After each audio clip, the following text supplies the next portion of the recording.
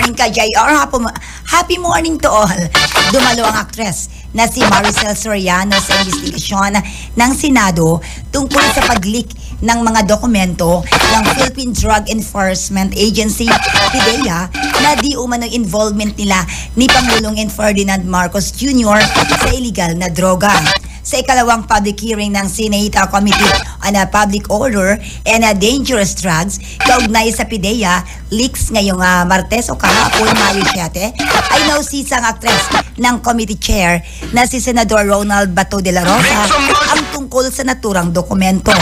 Ayon sa aktres, wala raw siyang alam tungkol sa mga kumakalat na dokumento ng PDEA noong 2012 kung saan sinasabing kasama raw niya si Pangulong Marcos na gumagamit ng illegal drugs sa kanyang condo unit sa Rockwell sa poblasyon Makati City.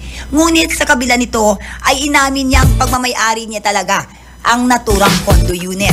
Dito ay hiningi na ni Senador De La Rosa ang kopya ng deed of sale ng naturang condo unit. Matatandaang sa nakaraang hearing na ginanap noong April 30, sinabi ni PDEA Director General Moro Virgilio Lazo na peke ang mga dokumento. Ngunit ayon sa dating PDEA investigation agent na si Jonathan Morales, legit ang mga na-leak na dokumento kung saan dawit sina Maricel at ang kasalukuyang Pangulo. Subalit nang matanong naman si Pangulong Bongbong ukol sa isyo, ay tumawa lamang ito. Ayan, oo. Yun. Ayan, oh. Marap naman siya kapot, sinagot naman po ang mga issue.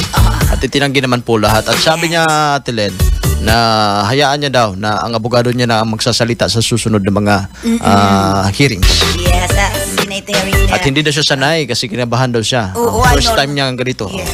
Ay, normal talaga yan na ka-JR ka talaga. Oo. Alright. Okay. Yan ang ating showbiz balita this morning. And the Ate Len, ti amo, I love